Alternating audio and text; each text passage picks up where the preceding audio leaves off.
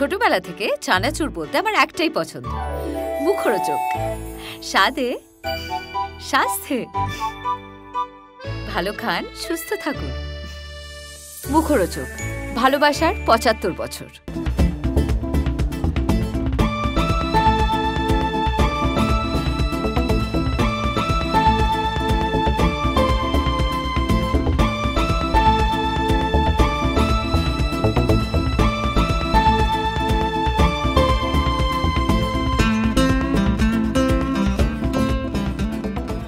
আমার ভালো লেগেছে, মানে আমার মনে হচ্ছে খুব সুমনের দিক থেকে একটা খুব সৎ একটা প্রচেষ্টা হয়েছে।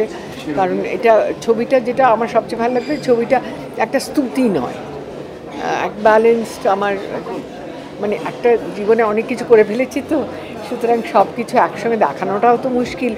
তবে এই যে বিভিন্ন আমার সম্বন্ধে মানুষে বলছেন, তাদের সমস্ত দৃষ্টিকোণ, তাদের দৃষ্টিকোণ থেকে বলা কথাগুলো, এগুলো সব তো আমার আগে থেকে জানা ছিল না। তো সেটা আমার খুব মজা লাগছিল। ও আচ্ছা, এরা আমার সম্বন্ধে এরকম ভাবে, কল্যাণ এটা ভাবে আমার সম্বন্ধে। এইগুলো খুব মজা লাগছিল নিজের দেখতে। আর সবচেয়ে ভালো লাগছিল যে পুরনো জায়গাগুলোতে ফিরে যাওয়া, সেটা খুব ভালো লাগছিলো। আর সুমন আমার মনে হলে সুন্দর করে এটাকে এডিট করেছে, ঠিক জায়গায় ঠিক ফটোগ্রাফ দিয়ে, ঠিক জায়গায় ঠিক ওই কাটাটা আমার বেশ লাগলো। কলকাতা বলে না, নিজেকে নতুন করে আবিষ্কার মানে আমি তো একবার মাত্র দেখলাম, পুরোটাকে তো আমি প্রসেস করিনি এখন। আমি একবার দেখলাম, আমার বেশ মজা লাগলো যে মানে এইভাবেও আমাকে দেখা যায়, এবং এটা আমি জানতাম না।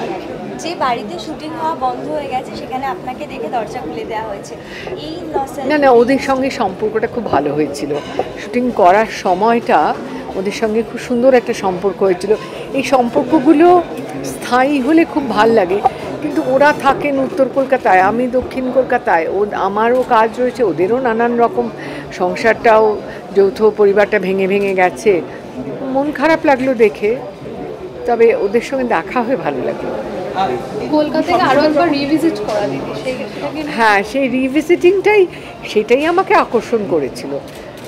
সুমন যখন আমায় বলেছিল যে তুমি তোমার সেই সব লোকেশনে যেখানে তুমি শুটিং করেছো, সেখানে গিয়ে তোমার সাক্ষাৎকার নেব, তোমাকে প্রশ্ন করব, সেই জায়গাগুলো রিভিজিট যখন করছো, সেটা আমার খুব মজা লেগেছিলো। সেখানে একটা নস্টালজিয়া। তারপরে আবার দেখছিলাম আর ভাবছিলাম, আচ্ছা আমি এই সিঁড়িটা এই অ্যাঙ্গেল থেকে নিয়েছিলাম। আমার এখনও মনে আছে যে আমি বলেছিলাম যে সরাসরি সিঁড়িটাকে সামনে থেকে নিও না, পেছনে একটা দরজা ছিল, সেই দরজা দিয়ে রাস্তার আলোটা এসে পড়ছিল। যদি আমরা দরজার দিকে দাঁড়িয়ে পিঠ করে দাঁড়িয়ে সিঁড়ির দিকে তাকাই, ফ্ল্যাট একটা আলো হচ্ছিল। তারপরে আমি উঠে গিয়েছিলাম, সেই সিঁড়িটা দেখে আমার এতগুলো কথা মনে হচ্ছিল। উঠে গিয়ে দেখলাম যে ব্যাকলাইটে যেই সিঁড়িটাকে দেখছি, সিঁড়িটা একদম উদ্ভাসিত হয়ে উঠছে। তখন মনে হলো যে প্রথম ছবিতে এগুলো সেই মেয়েটা ভাবতে পেরেছিল। এখন মনে হয় যে হ্যাঁ, আমি ভাবতে পারতাম, কিন্তু সেই মেয়েটা পেরেছিল, এগুলো লাগে।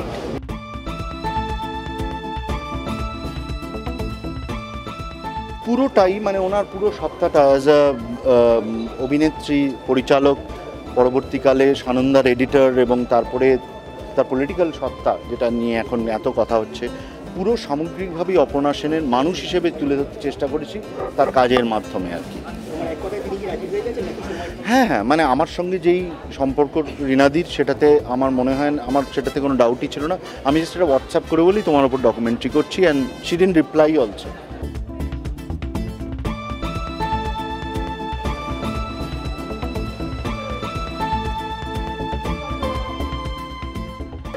দেখে আসি ছবিটা, মানে ভীষণই ইন্টারেস্টিং লাগছে, সুতরাং সেই জন্য দেখতে এসেছি। রিনাদির ভীষণ ফ্যান, সো সেই জন্য দৌড়ে এসেছি, দেরি হয়ে গেছে অলরেডি। হ্যাঁ, আমার মানে রিনাদিকে নিয়ে অনেক আগেই হওয়ার কথা ছিল।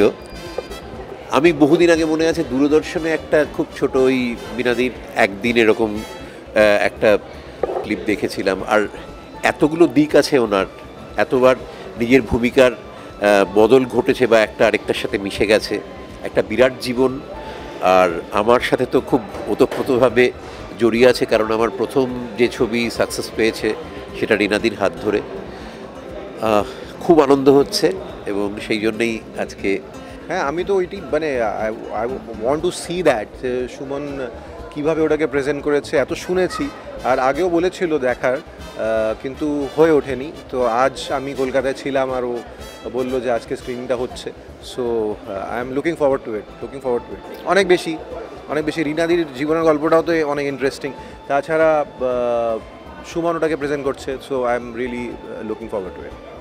অপর্ণা সেন ভীষণ বর্ণময় একজন চরিত্র। আমরা অত্যন্ত সৌভাগ্যবান যে আমাদের প্রজন্মের আমরা অভিনেতা পরিচালকরা তার সঙ্গে কাজ করতে পেরেছি। সহ অভিনেতা হিসেবে আমার সৌভাগ্য ঘটেছে তাকে পরিচালনা করার, এবং সবথেকে বড় সৌভাগ্য তার সাহচর্য আমরা লাভ করেছি। মানে তিনি যখন যে সময় কাজ করছেন সেই সময় আমরাও কাজ করছি, এই ব্যাপারটাই একটা অত্যন্ত বড় সৌভাগ্যের বিষয়। তাকে নিয়ে একটা তথ্যচিত্র আরও একজন অত্যন্ত প্রিয় মানুষ বানিয়েছেন, সুমন দা, যিনি আমার ভীষণই প্রিয় একজন মানুষ, প্রিয় পরিচালক। তো প্রিয় পরিচালকদের মধ্যে একজন।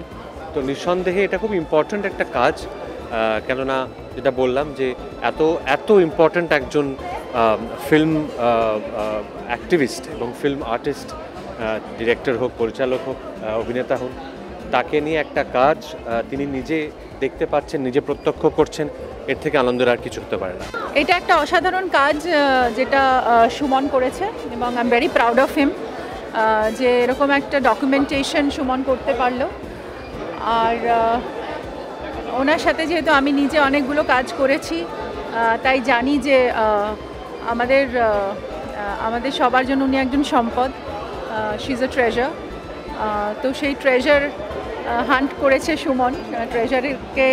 ট্রেজার কীভাবে হয়েছে তার একটা দারুণ ডকুমেন্টেশনও করেছে, এবং বিভিন্ন ছবি এবং সেটার ব্যাকগ্রাউন্ড এবং সেই ছবির মেকিং এবং বিভিন্ন মানুষের ওনার সম্বন্ধে তাদের বক্তব্য সেগুলো তুলে ধরেছে। সেটা একটা অসাধারণ একটা জিনিসও তৈরি করেছে। সেটার জন্য আমাদের কাছে খুব এটা কি বলবো, আমাদের কাছে একটা খুব বড় প্রাপ্তি যে এরকম একজন মানুষের এত বড় মানে তার কাজের সব কিছুর একটা ডকুমেন্টেশন থাকলো।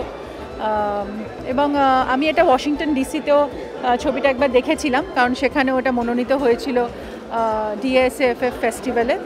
তো আই এম ভেরি হ্যাপি। ওনার কাজ আরও নিশ্চয়ই উনি আরও কাজ করবেন, তার ডকুমেন্টেশনও হবে, এবং উনি একজন অনেক বড় মাপের শিল্পী এবং আরও তার থেকেও বড় মাপের পরিচালক। আমরা আরও কিছু এক্সপেক্ট করব রিনাদির কাছ থেকে। তো আজকে it's a very proud moment যে ওনার মতো একজন এত প্রথিতযশা অভিনেত্রী এবং পরিচালককে আমরা সবাই সেলিব্রেট করছি। আমি এক কথা বলবো, খুব ইন্সপায়ারিং ছবি। রিনা মাসি অলওয়েজ আমাকে ইন্সপায়ার করে হচ্ছে, ছোটোবেলা থেকেই দেখছি, এবং সেই তাকে আরও অন্যভাবে চেনা, অন্যভাবে দেখা আমার অসম্ভব একটা ভালো জার্নি হলো এই 80 মিনিট। খুব এনজয় করেছি।